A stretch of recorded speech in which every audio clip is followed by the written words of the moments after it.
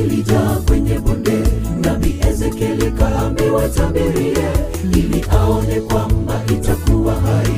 Akasema, Mungu we unajua, mifupa ilikuwa ni mingi sana, lakini imekauka. Mifupa mikavu ilijaa kwenye bonde. Nabii Ezekieli kaambiwa tabirie, ili aone kwamba itakuwa hai. Akasema,